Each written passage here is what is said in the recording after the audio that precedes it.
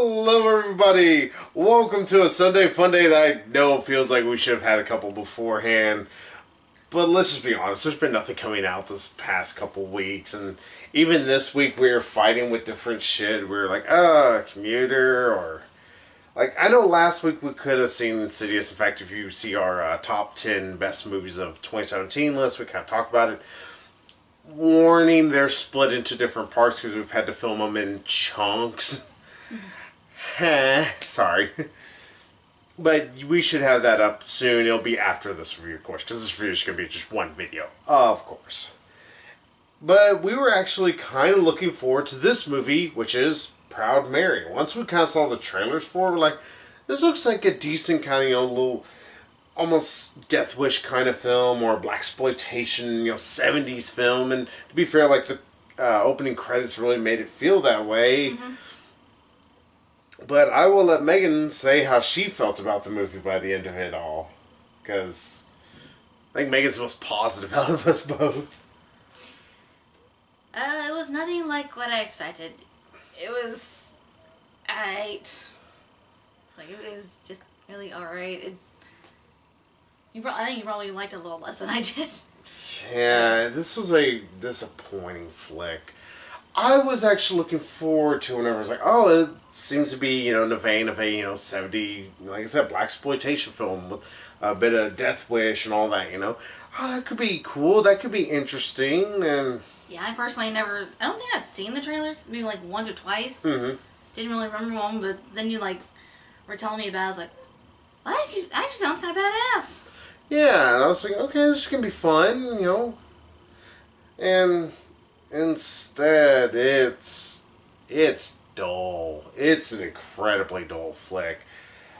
Yeah, considering it's only an hour and a half, mm-hmm. and just a lot of it is just kind of, just trying to get right to the meat of the story. It's like, okay, really appreciate that, but it works to the detriment of the movie, I think.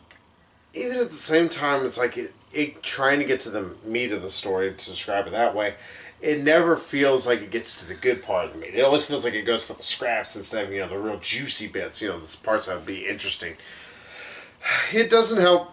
Maybe we should kind of describe a little bit of the plot of the movie.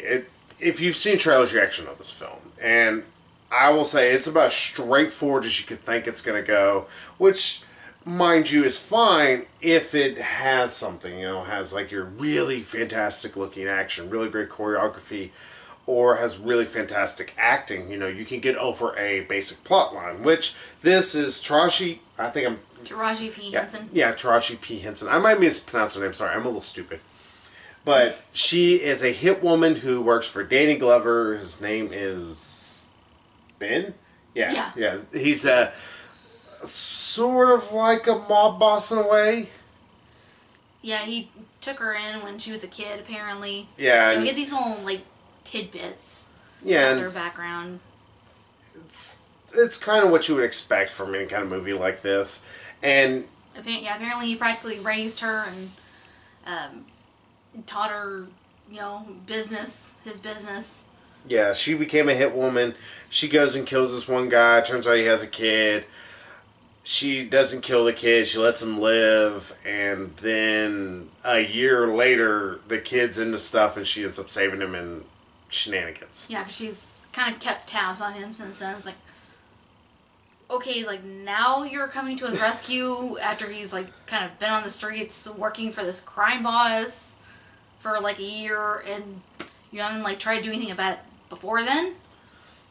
This movie has problems. Its script writing feels like it's a first, maybe second draft, and it really needs to go through again. It's like, alright, let's try this again, because this doesn't equate very well. Because her leaving the kid for just a year doesn't make a whole lot of sense, and doesn't really justify her as a heroine of any sorts. And I know people are like, well, maybe it's not what's going for. It's going for that hard. They wants to make her to be the bad girl who's turned good, in a way. Pretty much the assassin reformed into this mother-type figure. Yeah. Think kind of like Leon the Professional without as good a dialogue or as good a writing or anything. Though the kid doesn't want to end up becoming an assassin, he's just kind of a bit of a smart ass. He's kind of been raised by the streets thanks to this traumatic event that has happened to him. And we don't really feel that, I don't think. I mean, yeah, we see his dad get killed, and then we see Taraji P. Henson discovering the kid in the house, like, with headphones on. Playing a video game. And looking like, oh, shit. And just leaving. Yeah, well, sorry to interrupt you, but there is a little bit where you kind of realize that the guy who's pretty much been raising him since then has been abusing him, obviously. But it's one of those that... it doesn't make sense in terms of Taraji P. Henson's character, Mary, that she is the proud Mary of them all. Just because, again, it's like, well, why'd she leave him for a year? It's like, and now she's wanting to come back and save him. Okay, what? Well, no, she left him, like, she's kind of been keeping tabs on him since then, is what she said. Even then, it doesn't make sense. Yeah, she said that she had heard word on the street that he was working for this guy, Uncle, that's what he's called. Mm-hmm. And it's like, okay, well, why didn't you do something then? Or if you felt so guilty, why didn't you do something after you made him an orphan? Yeah, like, we were kind of we were even talking, it's like, from the original sounds of what the trailer made it seem like, and from the, any synopsis that's on IMDb and all that, it made it seem like she felt guilty about it, and maybe, like, she's on the run, and she's having to, keep this kid safe. Maybe a bit of a transporter vibe or anything like that, but no, you get none of that. Instead, it like waits a year. Yeah, and it really destroys a lot of dramatic tension, I believe, because you just don't feel that real motherly urge from Taraji P. Henson, which is what it keeps trying to hint at. Yeah. But it's never there as strong as it should be. Yeah, you kind of get a sense like she's trying to keep him alive, but she does feel guilty about making him an orphan. But overall, he's a thing that's there. Yeah, until like I think the end. Yeah, the you end. Really feel like, okay, I don't really care about this kid. Yeah, and that's the issue. The kid, he's not a bad actor, but he is a child actor in a lot of ways. That he's a fairly forgettable kid. He does good for what he's supposed to be, what he's given. Which again, that's another issue. The writing's pretty poor in this movie. It's bare bones what you would expect from anything. There are no real good quips. There's no good lines. And not only that, this movie centers way too much on the fucking drama. Mm-hmm. Like, there's a point where it's like, okay, you had to have realized whenever they were shooting this movie, they should have went, this script kind of sucks. Maybe we should focus a lot less on this, rather shitty script, and instead focus on, maybe some badass action. Yeah. And that's another issue. They're honestly out of the action that you would expect in a hit woman-based movie or any kind of movie based around, professional assassins. Yeah. There's very little badassitude. There's one big one at the end and one shortly.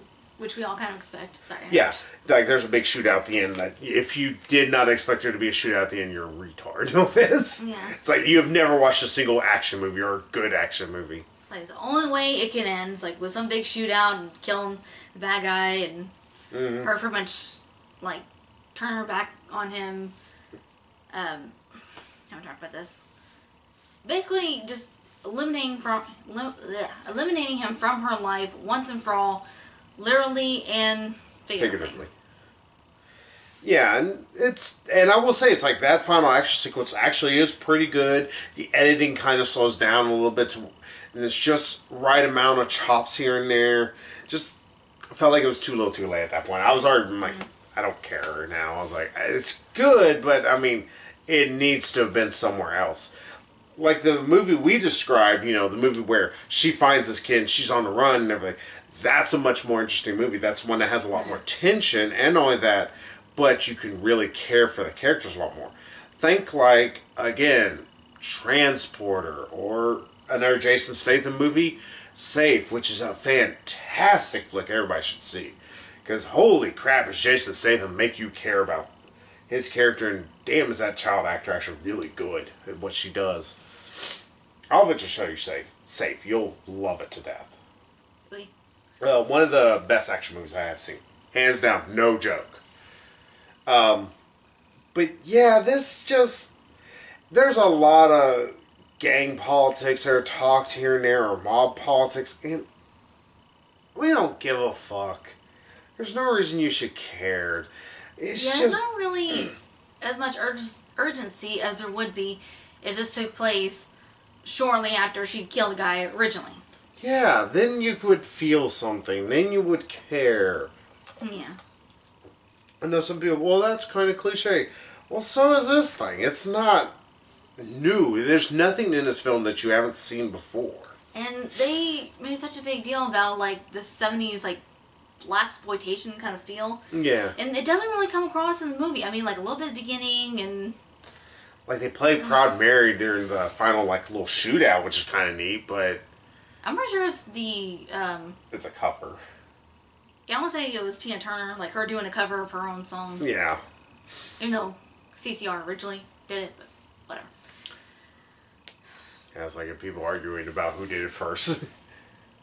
But yeah, and it's like, okay, well that's kind of neat, but this feels too little, too late. It feels like a movie that doesn't know exactly what it wants to do. It wants to tell the serious tale, but let's just be honest, this tale isn't that serious. It's not that interesting. And Taraji P. Henson is acting this very much like a 70s blaxploitation, which her acting would work great in that kind of a movie. In this super, super serious film, it feels like she's being a little on the hokey side. Not that that's bad. I was expecting hokey. I was wanting hokey. Instead, I got too much pokey. It's just, it's forgettable as shit. That's the biggest sin I can say about this movie. Is like, I think by tomorrow I'll be like, oh yeah, I did watch a movie. And I'll be like, oh yeah, it was Proud Mary. Woohoo. Yeah, about Taraji P. Henson. Mm-hmm. Like, I will say, like, she did do a good job, I think. She was badass when she needed to be badass. She was emotional when she needed to be emotional. And she was, like, okay, just, you know, kind of trying to keep it together while also kind of revealing to the audience, like, yes, this is affecting me. Like, she did do a good job acting-wise. Unfortunately, as we point out, like, not really much that she was given. Yeah. And then there's Danny Glover, who I don't know what the hell's going on with Danny Glover the whole time. He actually is a rather integral part to not just the story, but also throughout a good chunk of this movie. He plays obviously the main crime boss, Ben. First off, I pointed this out to Megan, and I was like, I'm my deal when I noticed this. And she's like, no, I noticed that too. There is some really bad ADR being done with Danny Glover. And I know ADRs throughout every movie. Even Logan, which was a fantastic flick, had ADR in it. This was more noticeable. Like, there were points where his mouth wasn't moving and words were coming out. Or, like, he would be talking, but, like, the words in his mouth weren't quite syncing up. Yeah, and it didn't sound like it was him that was doing the ADR either. Because there were, like, different times when it sounded like a much younger person was doing it. Because let's just be honest, Danny Glover's an older gentleman, but that's fine. We're expecting it. I wanted, this Gristle thing. Instead, it sounded like this younger guy kind of talking like this. It was almost like a guy had a lisp. Like that. That's like they had me do it with my weird lisp I get every now and then. It was weird the whole time, and it didn't sit well. And the whole time I was like, this is actually really bothering me, and he doesn't come off as a legitimate threat because of it. Like, if they just had grizzled Danny Glover from frickin' Lethal Weapon, his normal talking voice like he used in those films, I thought he would have been a much more intimidating technical antagonist in a way. But because of what they decided to go with, he's forgettable. Yeah, he kind of comes off as this, this gentleman mobster who's kind of like going soft and kind of like maybe losing his touch. And it's like, and then at the end it's like, okay, I am a force to be reckoned with. Yeah, it's one of those, like, nothing in this movie has shown me that for that. It's like y'all have not earned that, really. Just. Yeah, it's like I said, it's a movie that doesn't know what it wants to be, and it tries to be too serious. It should have had more fun, I think. Like, this movie really could have, if they wanted to push for the exploitation, the 70s vibe a lot harder. First off, have some more funky tracks. Like, I want some funky music, damn it. Give me some good jazz. Give me some disco. I don't care if it's dated. Let's date this. Because right now, it's going to make it so dated that it'll make it retro to where it'll make it timeless. Yeah, because it very obviously takes place in the modern day. Yeah. But it just has some, like, 70s nostalgia very lightly sprinkled throughout the movie. It's like, what the fuck? This is not what I thought I was getting into. Yeah. Y'all tricked me. I mean, the poster, it looks like a 70s kind of film. Yes, or something. it does. And it looks like it's going to be fun. Instead, you get kind of... It's like going in expecting to, have some of the best sex in your life, and instead you get, like, the most miserable hand job in the world. Shouldn't even smile during it, There's not a whole lot to really say that's good about this. Like I said, Taraji P. Henson, she does good with what she's given. I do think she's doing it for a different film, probably because she was sold a different film. The final action sequence is good, but that's the thing. Like, there are a few good parts here and there, and the rest of it is bland and just boring. Yeah, it's plain boring, and that's a big sin. I mean, you can take a movie like Atomic Blonde that oozed the 80s, and it felt very timeless, even though it obviously was taking place in the 80s. Mm-hmm. And not only that, but it felt very, what's the best way to call it? Stylistic in its own ways. This film feels very style lacking. Like, this feels like a movie where maybe they were trying to go for a 70s feel originally, then they ran out of budget, and they argued with the studio, and the studio just pushed it out anyway, which happens from time to time. And I want to see that 70s cut. I want to see this movie with maybe some film grain. Make it a grindhouse kind of film. I don't mind that. I want that. I was expecting that. Instead, I got jizz on a plate. Not even good jizz. Week old jizz that's been sitting there and starting to kind of crust up. I think I broke Megan.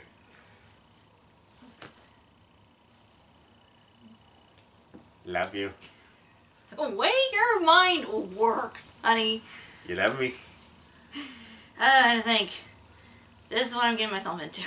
This is what you get to live with for the rest of your life.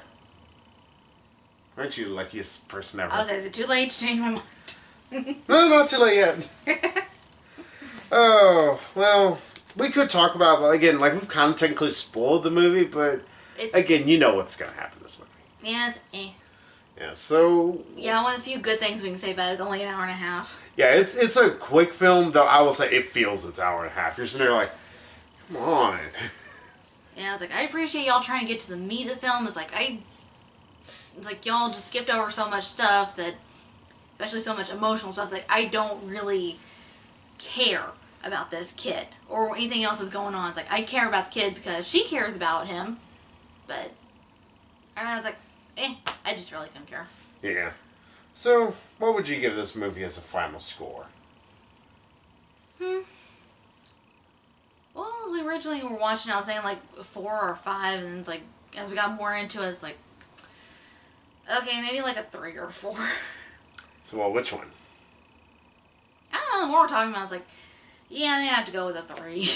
See, here's more I'm realizing some of the flaws, yeah.